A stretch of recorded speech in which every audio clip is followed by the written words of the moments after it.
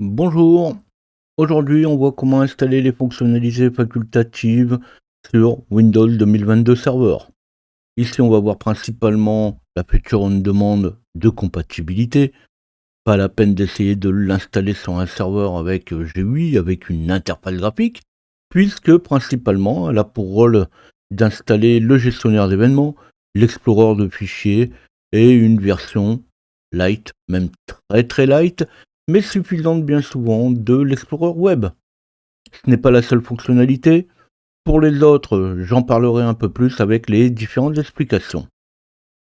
Ça ne compense pas tout, mais ça permet déjà de pouvoir en faire un peu plus sur un serveur core. Sans être vraiment technique, cette vidéo ne s'adresse pas à tout le monde.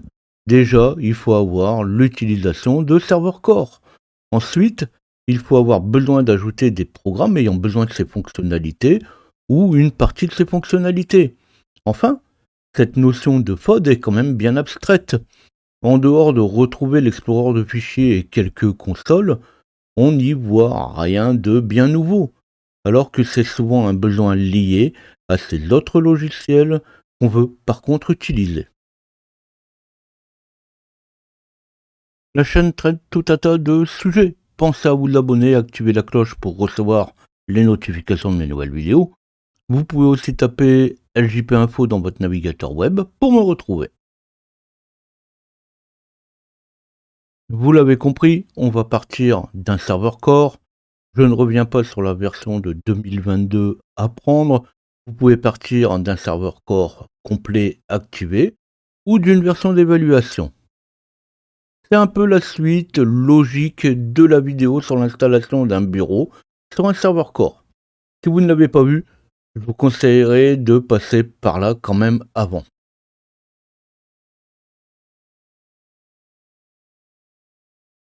Pour continuer, il va nous falloir le fichier ILO des fonctionnalités facultatives qu'on va devoir télécharger. Comme on est sur un 2022 core, c'est celui du 2022 serveur qu'il nous faut. Alors le plus facile est de le prendre sur le centre d'évaluation. On cherche alors sur votre navigateur web, dans votre moteur de recherche préféré, centre d'évaluation Microsoft. Et dans Vue d'ensemble, on va sur télécharger ce fichier ISO. Alors pour plus d'infos, vous pouvez aller sur référentiel des packs de fonctionnalités à la demande et de langue, mais ça reste suivant votre convenance. Pour ma part, je l'ai déjà téléchargé, rien de bien compliqué dans les commandes, mais les commandes à rallonge à taper, c'est quand même lourd. Je suis pas trop doué pour taper non plus, et je vais donc passer par mon bloc-notes pour aller plus vite.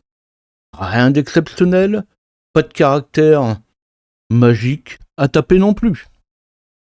Certains vont certainement dire que l'ISO n'est pas indispensable et qu'on peut lancer les commandes directement sans avoir besoin des sources, ce qui est totalement vrai. Alors je fais pas mal d'essais. Est-ce la situation ou les connexions que j'aurais pu avoir, mais je préfère de loin maintenant utiliser les sources depuis l'ISO. On peut en prendre d'autres, mais surtout, ça garantit leur disponibilité.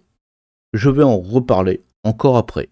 Bon, vous pouvez tenter le coup sans l'ISO sous la main, ça reste à vous de voir.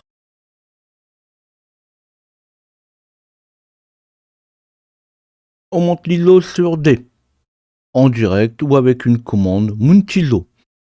Sur certains sites, pour pouvoir rajouter ces capabilities, on va trouver un DISM espace /add-package. Ça pourrait marcher, mais c'est quand même déconseillé. On va plutôt utiliser DISM espace /add-capability. C'est un peu comme l'image. On va retrouver l'image sous le nom de ISO langue et fonctionnalité facultative. Alors c'est une nouvelle appellation qui est apparue avec Windows 11, mais c'est pareil que avant quand on cherchait l'ISO FOD. Alors justement, parmi ces fonctionnalités facultatives, une des plus connues et des plus pratiques, c'est servercore.appcompatibility, en fait, qui va rajouter tous les outils de compatibilité. Alors fait manuellement, l'installation est parfois un petit peu capricieuse. Normalement, on devrait faire un add-windows capability, espace-online, espace-name, espace server core.appcapability 4 tilde 0.0.1.0 et les sources, là où j'ai monté mon ISO, des /langage and optional feature espace limit access avec bien souvent donc dans le serveur core.appcompatibility, eh bien des fois on n'est pas obligé de rajouter les 4 tailles avec le 0.0.1.0, mais parfois bon il faut faire que justement un add Windows capability espace-online espace-name server.core-appcapability espace-source et les sources-limit access. Alors bien sûr le online c'est parce que on le met sur une machine qui est en cours de fonctionnement. Alors bien sûr tout dépend de l'ISO, des paquets récupérés et de la manière où ils se présentent. C'est pour ça qu'on a quand même pas mal de petites variantes. L'important c'est qu'à la fin ça sera installé. Je ne l'ai pas dit, mais vous pouvez aussi tenter sans le paramètre source, donc sans les sources, et là, les données seront directement téléchargées de l'internet. C'est un peu moins fiable parce que parfois les fonctionnalités ne sont pas trouvées, mais ça c'est une question de choix, j'en ai parlé tout à l'heure. Alors il faut dire aussi que pour s'installer, il ne faut pas de reboot en attente, pas d'update en attente.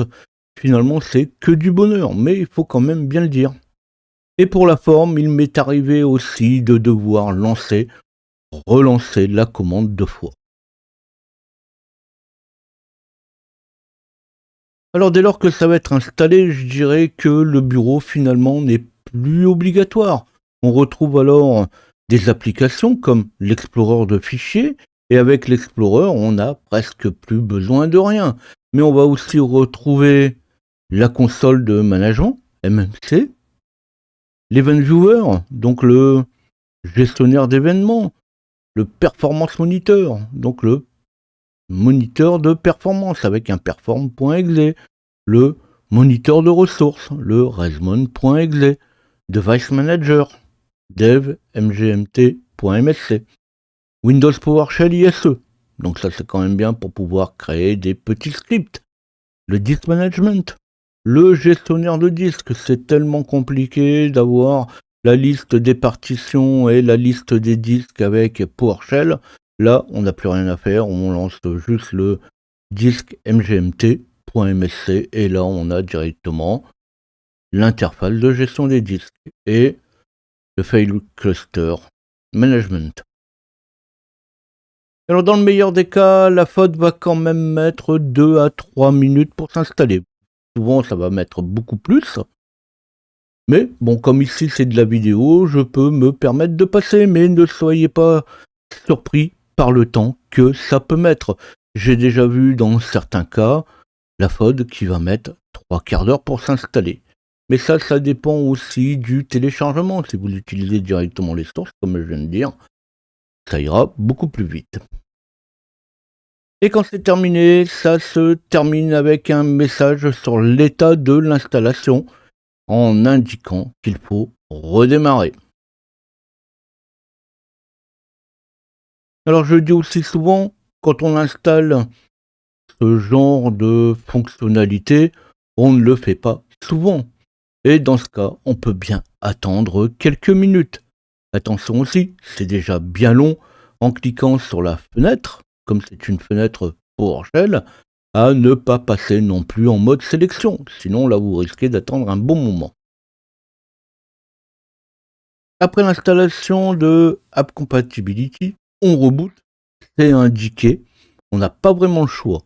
Alors quand on sait qu'il faut souvent rebooter pour un rien, là on peut quand même permettre de rebooter avec un shutdown, espace slash R pour reboot, espace slash T, et on lui dit 0. Donc on va lui dire un shutdown, R pour rebooter, et on lui demande de le faire tout de suite. Alors vous allez voir que après le reboot, on va voir que la décoration c'est le tour des fenêtres, c'est comme ça que ça s'appelle, eh bien le tour des fenêtres a changé. Alors par contre le reboot peut aussi prendre un petit peu de temps. Alors comme je suis en RDP, et je passe un peu, parce que c'est de la vidéo, ça ne se voit pas vraiment, mais ne soyez pas non plus surpris que ça puisse mettre quelques minutes pour rebooter. Faut quand même dire que là on installe quand même pas mal de petits trucs, donc c'est tout à fait normal d'attendre.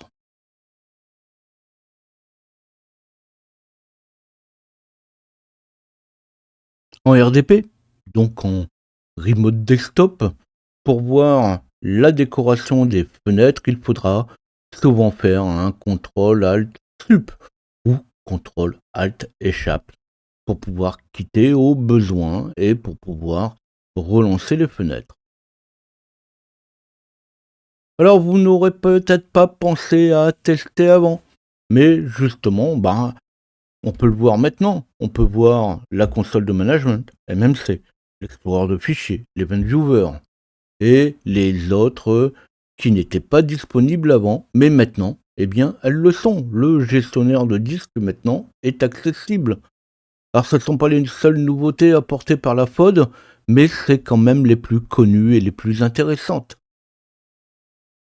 Après, on va faire un dir du dossier correspondant dans l'ISO. Il suffit de sélectionner le package voulu et ici j'utilise une variable. Je trouve ça quand même un petit peu plus pratique, surtout si on veut en installer plusieurs. Donc je vais faire un $capability_name. Donc ça c'est le nom de la variable que je vais utiliser, puis je vais lui dire d'installer Windows-user experience-desktop avec un add Windows capability espace-online espace-name, ma variable capability name espace-source espace d // langage and optional feature et espace limit access. Finalement, ça revient quand même à la même chose que ce que j'ai fait tout à l'heure, sauf que j'ai remplacé le name de ma capability que je veux rajouter par une variable. Bon, ça c'est juste un exemple, et non, ce n'est pas ce que vous croyez. Je reparlerai après des futures on demande disponibles. Non, même avec un reboot, vous n'aurez pas plus le bureau, malgré un nom qui pourrait quand même le faire croire. Et on va voir qu'effectivement, normalement, ça correspond, mais la capability n'est pas plus disponible, puisque ce n'est pas prévu pour la version core. Alors en réalité, je devrais quand même taper son vrai nom avec un capability name windows.client.shellcommand, les 4 tiles 0.0.1.0. Et on fait un add windows capability-online-name, ma variable-source, les sources toujours dans des langages and optional future-limit access. Bon, là tout de suite, on n'arrive plus. On sait très bien que de toute façon, on n'aura pas le bureau. Bon, allez, je vais quand même lancer l'Explorer pour voir l'Explorer de fichiers, ou MMC pour la console de gestion, le Resmon pour le moniteur de ressources. Alors je vais pas toutes les faire, c'est pas la peine. Bon allez, je vais quand même en faire une petite dernière pour la route, regedit, ou le panneau de configuration qu'on lance avec un contrôle panel. Alors sauf que regedit, l'éditeur de registre, y était déjà bien avant la FOD. C'est ce que je disais tout à l'heure. Si vous avez fait les essais, vous verrez que le regedit était déjà disponible.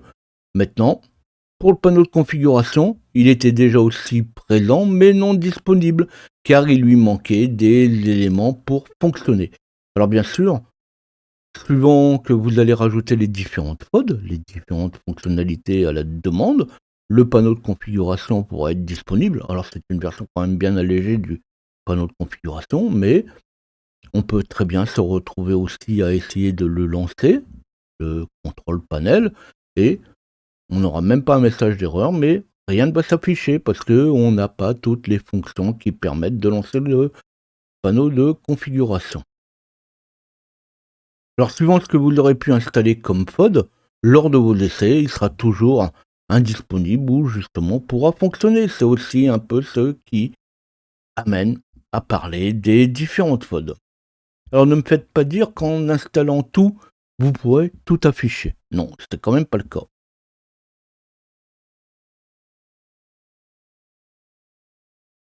Un petit mot justement sur les autres FOD. Vous allez peut-être, sûrement, très vite être tenté pour l'installation de WordPad, MS Paint et d'autres, avec un add Windows Capability-online-name microsoft.windows.wordpad, les 4 tailles de 0010, ou un add Windows Capability, espace-online, espace-name microsoft.windows.mspaint, toujours mes 4 tailles de 0.0.1.0. On va pouvoir même vérifier ce qui est installé. On remplace add par get, donc je vais faire un get Windows Capability espace-online-name microsoft.windows.wordpad et 4 tailles 0.0.1.0, ou la même chose pour Notepad ou MS Paint. Si vous les avez installées, elles vont être indiquées comme installées ou non, not present. Get Windows Capability, espace-online, espace-name, mat reconnaisseur, et 4 tailles 0.0.1.0. Donc, leur reconnaissance de règles mathématiques. Alors, il y en existe des tas, je dirais même autant que vous voulez. Si vous avez suivi un peu avant, j'ai installé Microsoft Windows User Experience Desktop, qui semblait être intéressant. Bon, sur le tout n'est pas de taper un nom au hasard. Chaque FOD a un nom qui ne correspond pas forcément au fichier cap d'installation. On l'a vu avec Windows.client.shell component, les 4 tailles de 0.0.1.0 qui correspond au CAB, au package Microsoft Windows User Experience Desktop. Donc on voit que le shell component ne correspond pas forcément au nom User Experience Desktop. Alors bien sûr, il y en a quelques-uns qui ont quand même un rapport, mais là on voit bien que parfois les packages ne ressemblent pas à leur nom. Alors une fois installés sous le bon nom ou non, vérifiez comme WordPad ou MS Paint, elles sont bien présentes mais pas prévues pour l'état présent du serveur. Ça ne marchera pas sur un serveur core. Et sur un serveur avec bureau, elles sont déjà installées par défaut. Si vous avez un bureau et vous faites un get Windows Capability-online-name Windows.client.shell component, et bien là encore, on peut faire le lien avec le panneau de configuration qui n'était pas disponible sous la FOD de compatibilité. Justement, si ça c'était aussi facile que ça serait pas marrant. Alors toutes les FOD, on peut les retrouver en partant de la page là où on a téléchargé l'ISO. Vous avez 2 liens qui vous amènent directement sur la liste des FOD et leur fonctionnement. Non, vous ne pourrez pas transformer votre serveur core en un semblant de serveur avec bureau. Un serveur core reste et restera un serveur core, avec son utilisation qui lui est propre.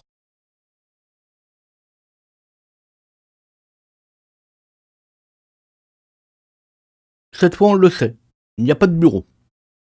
Mais peut-être que va vous arriver de créer un raccourci sur le bureau. Ça peut arriver depuis un gestionnaire quelconque ou depuis même l'Explorer, où vous faites un clic droit et puis vous dites bah tiens je vais créer un raccourci. Le bureau à proprement parler n'existe pas, son dossier, le dossier du bureau, lui existe. Celui qui est dans C, slash, user, votre nom de compte, slash desktop. Et on peut y aller par le terminal avec un CD, $home, slash desktop, et là on va pouvoir faire un ls. Ou, tout simplement, comme là on a installé la FOD, vous pouvez y aller aussi par l'explorer de fichiers. De même que les raccourcis du menu démarrer pourront toujours être trouvés ici dans ces programmes data, Microsoft, Windows, Start menu, Programme. Vous y retrouverez certainement MS Paint ou le WordPad. Si vous l'avez comme moi essayé de l'installer, alors moins sûr que de toute façon vous pourrez le lancer. C'est pas parce que on va retrouver le raccourci pour Paint ou le WordPad dans le menu démarrer, puisque c'est quand même le menu démarrer, hein, c'est Windows, le Start menu Programme, hein, donc on est bien dans le menu démarrer. On va retrouver le raccourci, mais on peut pas pour autant lancer vraiment l'application.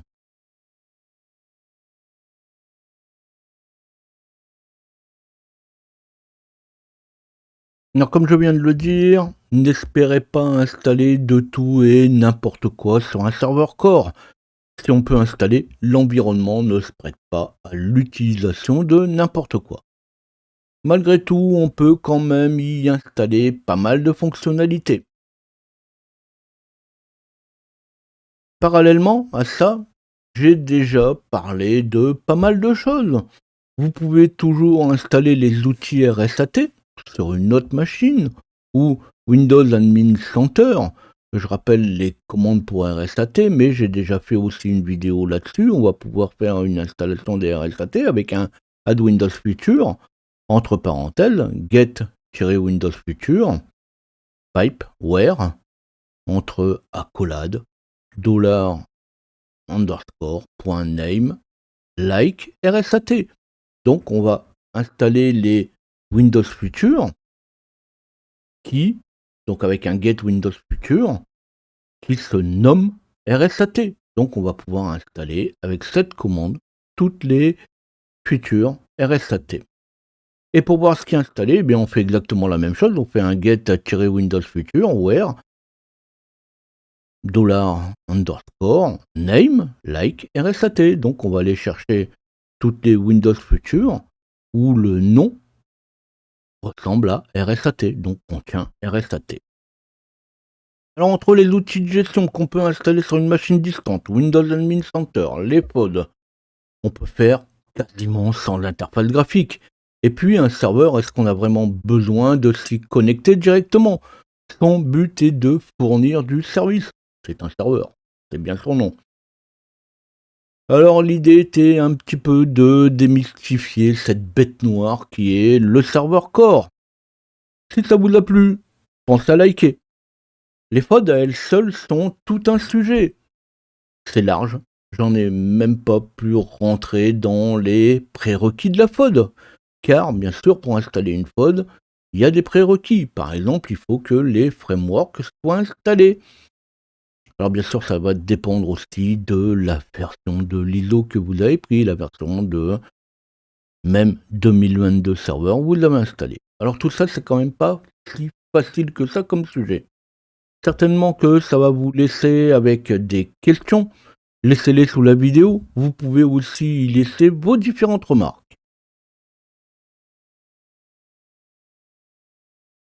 Je me rends compte que j'avais traité pas mal de sujets Linux. Par là, j'avais pris beaucoup de retard sur les sujets Windows que je voulais aborder. Je m'aperçois que j'en ai encore beaucoup.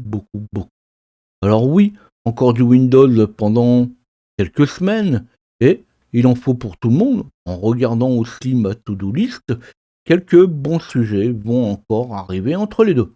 Alors à bientôt.